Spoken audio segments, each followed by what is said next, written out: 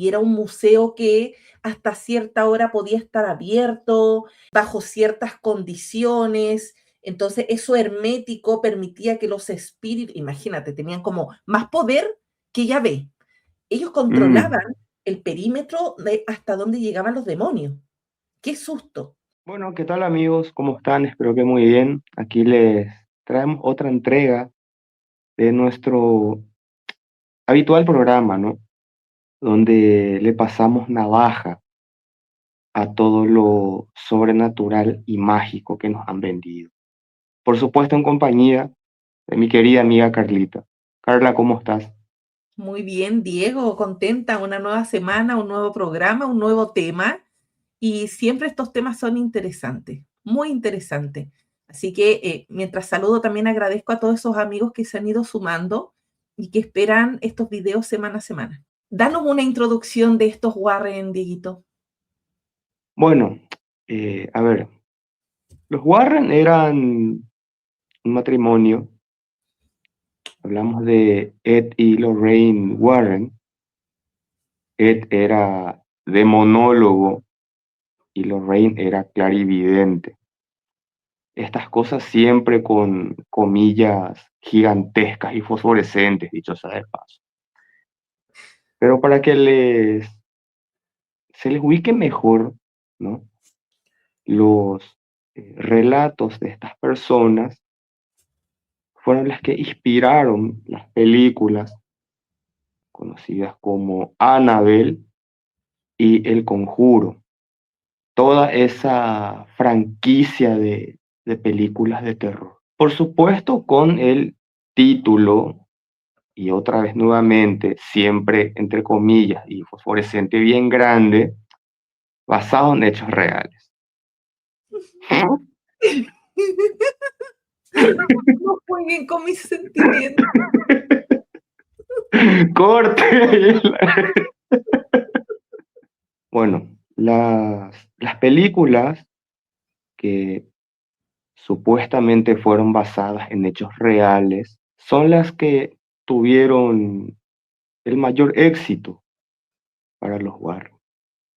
Sin embargo, les vamos a contar aquí, estimados amigos, qué hay detrás de estos supuestos relatos basados en hechos reales que inspiraron las películas de Annabelle, El Conjuro, ¿no? Y también libros que esta pareja ha escrito. Bueno, esta Sociedad de Nueva Inglaterra para la Investigación Psíquica se fundó en 1952, a mediados del siglo XX. Y tal como decía Diego, o sea, se junta un demonólogo y una psíquica, o sea, esa mezcla es la mezcla perfecta para, en un tiempo tan espiritista, en un tiempo donde la gente lo está creyendo todo, se arme tremendo negocio. La semana pasada estábamos viendo a las hermanas Fox y cómo es que ellas logran abrir su negocio, fundarlo en un ambiente tan crédulo, tan necesitado de estas cosas espirituales, de este acercamiento al más allá. Aquí vamos a ver lo mismo, cómo un matrimonio logra mezclar, unir sus conocimientos, sus habilidades para estafar a otros, para armar un negocio y entregar un servicio en favor de esta gente que está padeciendo estas luchas con espíritus malignos. Y estamos hablando que no es un matrimonio ateo, es un matrimonio creyente. Ellos eran católicos romanos. Y esta famosa pareja de católicos estaba convencido entre las doctrinas que ellos profesaban, creían, que el mundo espiritual, los demonios, había que combatirlos, había que luchar contra ellos. Entonces, para aquellos que no se han visto estas películas inspiradas en los casos de los Warren, son entretenidas, súper entretenidas, o sea, interminables, siempre muy buenas, a los que nos gusta el cine de terror, buenísimas. Pero también te das cuenta cómo es que siempre llegan al mismo factor, gente vulnerable, gente que se la cree rapidísimo y luego contagia a otros, porque así es como iban saliendo los casos. todos escuchaban cosas en su casa la familia anterior había formado parte de un crimen, un homicidio y había quedado el espíritu de algo, de alguien, y ese espíritu tenía que ser reconocido por el nombre, cosa que también vimos a través del caso este famoso de Annelies Mitchell, donde los espíritus, el sacerdote le está pidiendo el nombre al espíritu porque ya teniendo el nombre de ese espíritu, lo puedes controlar. Entonces, como que va juntando todas estas historias que forman parte de los siglos XIX, siglos XX y alcanzan los inicios del XXI, son todos iguales. Y siempre hay un propósito económico que se persigue tras todo este tipo de casos que tienen que ver con espíritus malignos. Cuando uno se mete a fondo en lo que realmente contaban los Warren, uno se va a encontrar con que o no hay ni una evidencia de lo que ellos decían, es decir, fuentes externas, o fueron historias totalmente manipuladas. Por dar un ejemplo, a ver, la película El Conjuro se basó en el caso de la familia Perron, que era una familia de Rhode Island que vivió ahí entre 1971 y 1980 en una granja. Esta familia, por supuesto, tenía muchos problemas de toda índole, ¿no? Y supuestamente la razón de eso era porque habían movimientos en esa casa. Por supuesto, aparecen los Warren para solucionar ese problema. Y bueno, los Warren le dicen a esta familia que supuestamente habían posesiones, ¿no? Porque en ese lugar había vivido una persona que se llamó Bathsheba Sherman, ¿no? Que era una supuesta bruja que le había entregado su hijo al diablo y luego ella se terminó desviviendo. Supuestamente esa es la maldición que ahí quedó. Lo que realmente ocurrió fue que, si bien es cierto, esta persona existió realmente, no era ninguna bruja, ni ninguna satanista, ni nada de eso. Era simplemente la antigua dueña de la casa que murió de forma natural y que, por supuesto, fue enterrada en los alrededores. Nada más. Inclusive, esto cuenta la hija mayor de la familia Perron, llamada Andrea, que en una sesión espiritista supuestamente que estaban llevando, la mamá comienza a sentirse mal y cuando el señor Roger ve que su señora ya se estaba poniendo mal y que todo eso no le estaba ayudando mentalmente, sino que le estaba haciendo más daño, el señor le terminó echando a los Warren de la casa. O sea que fíjense hasta el punto que se llevó. Y esto es algo que ellos no lo cuentan. Entonces, siempre es el mismo punto, como vamos a ir desglosando después. El, el modus operandi de esta pareja siempre fue irse tras familias que tenían algún tipo de conflicto, algún tipo de problema, vulnerabilidad. Y por supuesto, en casas donde había algún tipo de problemas, que después, con toda la investigación, vieron que eran simplemente casas que por la antigüedad que tenían caños rotos, tejas ya rotas también, que por supuesto producían ruidos normales que se dan en casas ya muy antiguas que están ya al borde de la caída. Pero es básicamente eso lo que pasó con esta familia Perron, ¿no? Que inspiró la película El Conjuro. Bueno, una de las cosas que decía Lorraine era que la falta de religión abría la puerta para que fuerzas malévolas entraran en la vida de las personas. Y sobre eso, yo recuerdo que estas iglesias de corte bien carismático, las apostólicas proféticas, también enseñan lo mismo, que todo lo que tenga relación con tu falta de fe, tu falta de compromiso con la iglesia, tu falta de compromiso con tus deberes como buen cristiano, abre puertas. Y a eso se le incluye la música que escuchas, el tipo de películas que ves. Todos son motivos para abrir estos portales. O sea, yo fui cristiana en los tiempos que todavía no se veía Stranger Things. Y ya para ellos habían portales que se podían abrir por culpa tuya. Porque si yo veía una película de terror, yo veía un portal. Y es algo que lo meten en tu mente hasta que te convencen y luego tú tienes que regirte por ciertas campañas que hacen para liberarte, sanarte, ese típico retiros espirituales de liberación y sanación que también participé de ello, porque estas puertas se cierran cuando tú expulsas a esos demonios. Entonces, imagínate, yo hace cuánto, 6, 7 años fui cristiana y participé de ese tipo de cosas y creí en ese tipo de locuras. Y acá cuando hablamos de Lorraine, de Ed Warren, estamos hablando de gente de mediados del siglo XX. O sea, no ha cambiado mucho.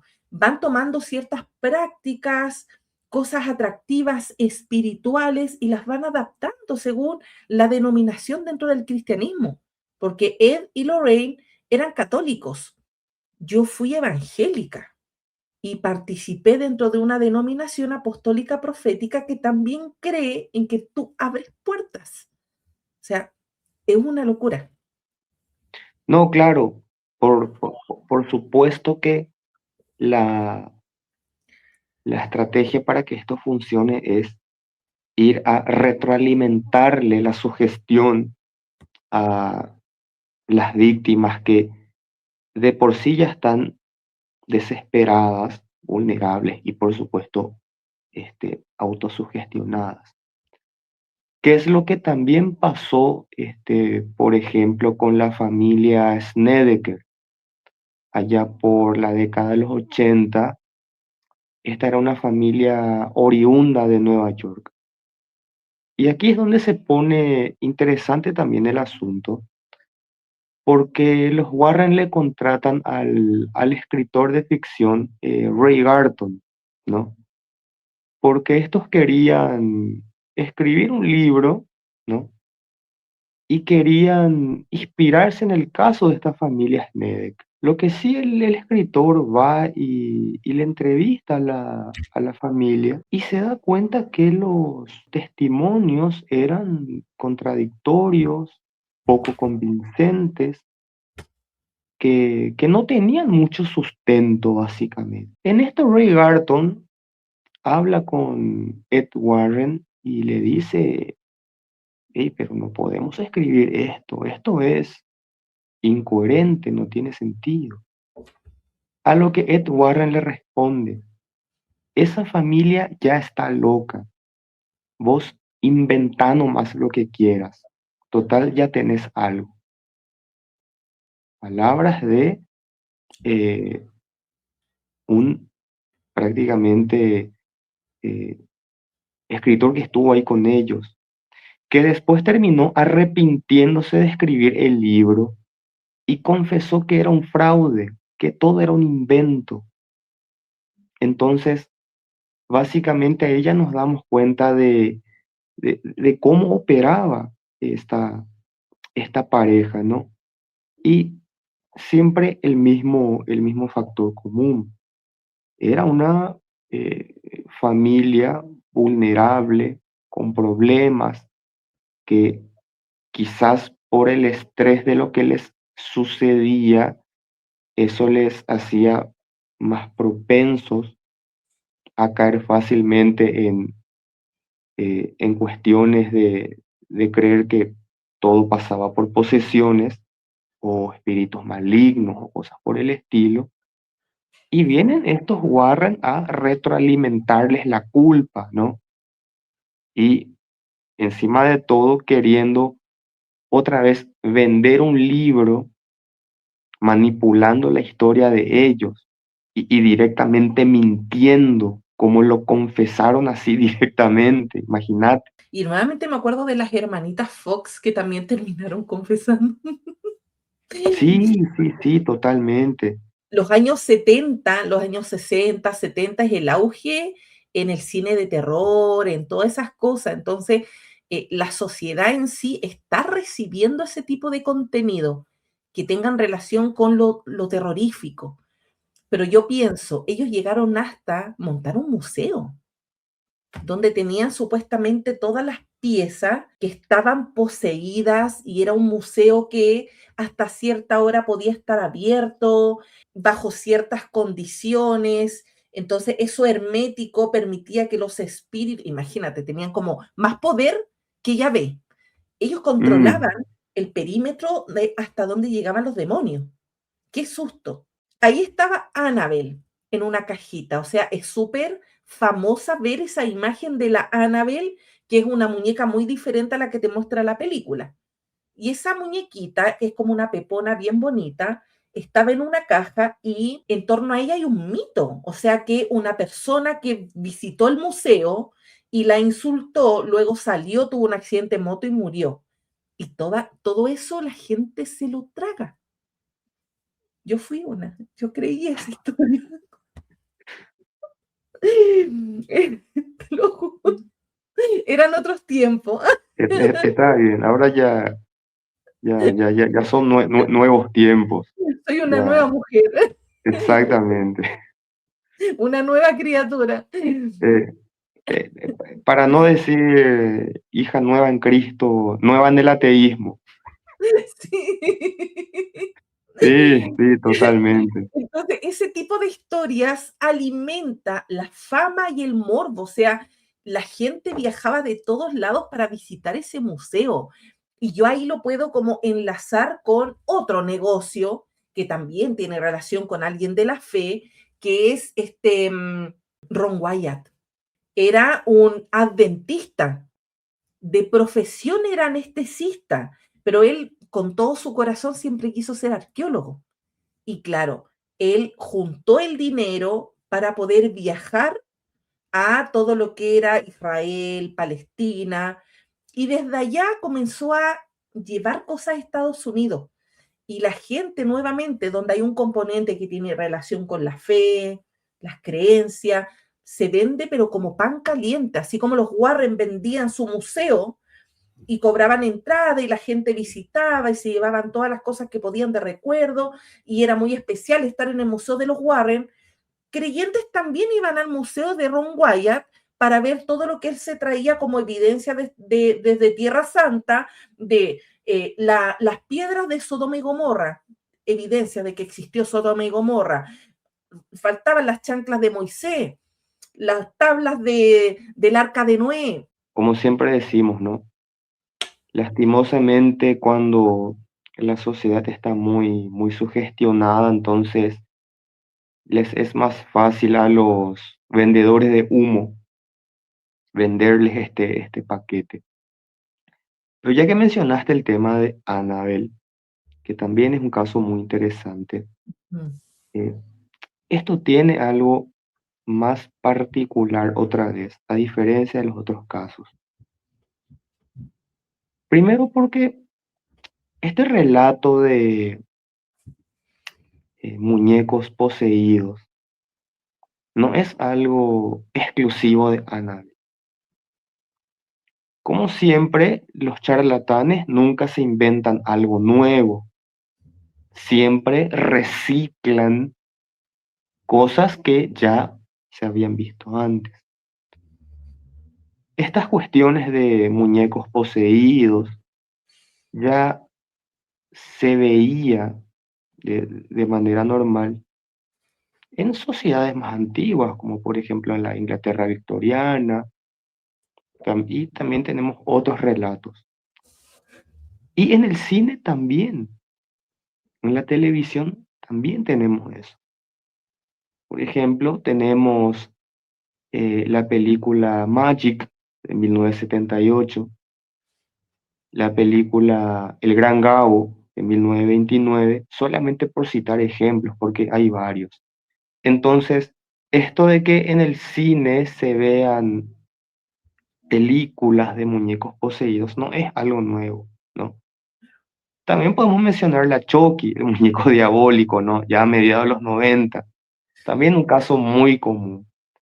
Entonces, lo de Annabelle no termina siendo algo nuevo, ¿no? El tema nomás es que esto se vende como eh, un caso basado en hechos reales. Pero lo que sucedió realmente, y esto solamente cuentan los Warren, ¿no? Porque no hay una fuente externa, no hay otros testigos que corroboren. Los Warren cuentan supuestamente que esta muñeca, ya por 1970, era un regalo que recibió una enfermera llamada Donna, una, una enfermera que su madre le regala la muñeca, ¿no?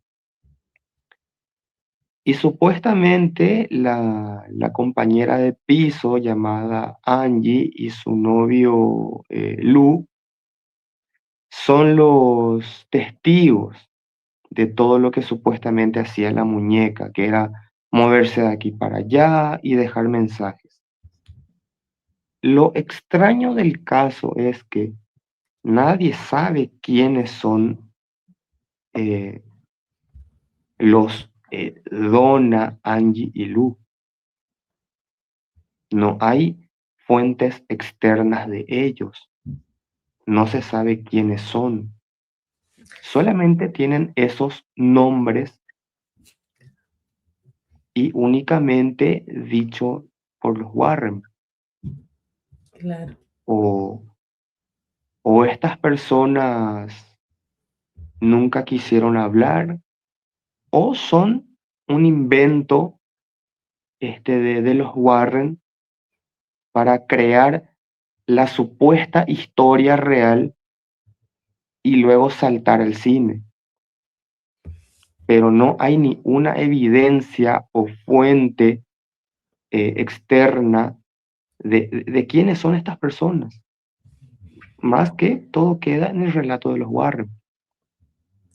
Y lo más probable que yo apuesto un 100% que esos nombres son inventados por ellos, porque imagínate, con la popularidad de los Warren, ellos también sacan su tajada de dinero, estas tres personas, al tener la relación directa con la muñeca. Ser esta fuente directa, esta evidencia, estos testigos directos de la posesión demoníaca de la muñeca. O sea, te así millonario, cobrando entrevistas, escribiendo libros, tu versión, tu biografía de cómo tuviste una muñeca endemoniada. Si no están ellos y están solamente sus nombres y no hay cómo rastrear a esas personas porque fueron inventados, es lógico. Y en el 81 los Warren también formaron parte de un caso judicial a una persona que la llevaron a juicio por asesinar a otra persona. Los Warren intentaron testificar que no era culpable porque tenía una posesión demoníaca, pero no les resultó porque lo condenaron igual. O sea, el tribunal no tomó en cuenta la posesión demoníaca, pero imagínate al punto de que una persona pueda quitarle la vida a otra y simplemente decir, no, es que estaba poseído. En este caso, ¿cómo te vas a llevar al demonio a juicio?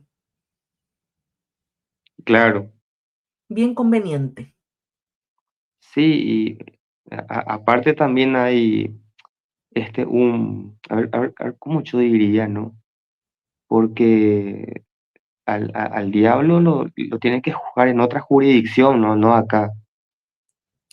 Claro, claro.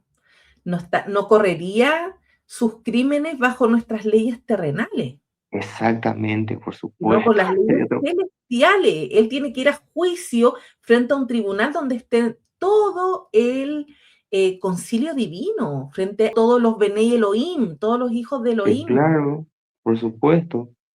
Sí, Bueno, hay sí. que tomar en cuenta que Satán también es un Bene Elohim. Entonces sus Cierto. hermanos lo van a juzgar. ¿Qué cosa? Estaría bueno por una película, si el diablo siendo juzgado por el papá y los hermanos. Basado en hechos reales. Y yo creyéndolo todo.